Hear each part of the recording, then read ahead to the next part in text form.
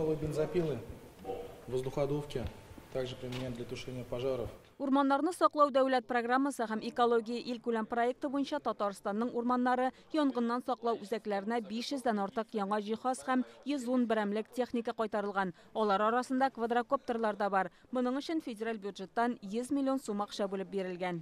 Урман янгыннарын күзәтү өчен кулланабыз. Бик җайлы техника. Урманга кирип булмый торган җирләргә, барып җитеп булмаган җирләргә барып кирергә кирәк түгел. Урман кырыена басасындаган үзеңнән запуск итеп җибәрәсең, кайран ярак арага бара ул. Татарстанның урман хуҗалыгы өлкәсендәге яңалыклар белән Россия хөкүмәте рәисе урынбасары Виктория Абрамченко һәм федераль урман хуҗалыгы агентлыгы җитәкчесе Иван Советниковны да таныштырдылар. Лес — наше богатство.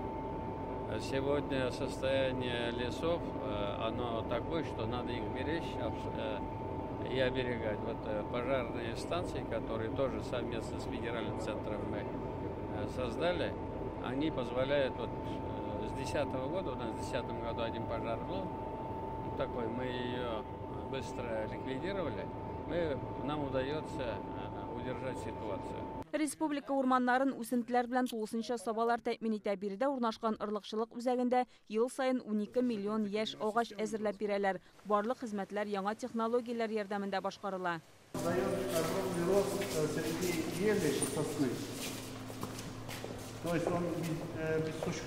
Күршедә генә танылган урманчы Нургали Миңнеханов исемендәге дендрарий эшли. Оранжерея Саба урман хуҗалыгының горурлыгы. Биредә 600 төрдән артык үсемлек бар. Шул исәптән җылы якларда гына үсә торганнары да. Бүген биредәге бакчада рәсми кунаклар туе агачын утыртты. Урман экологиягә генә түгел, икътисад үсешенә дә файда китерә. Җитәкчеләр агач эшкәртә торган заводны да карады. Монда 200 кешегә эш урыны булдырылган. Агач поддоннарны без шундый зур предприятие Казань Оргсинтез, Нижегородск нефтехим дигән предприятиегә җибәрәбез. Безнең көнгә 2-3 фура поддон китә. Без тагын топливный гранула, агач мука җитештерәбез. Безнең чимал Саба район урманына китерелә. Без шундый агач поддоннар,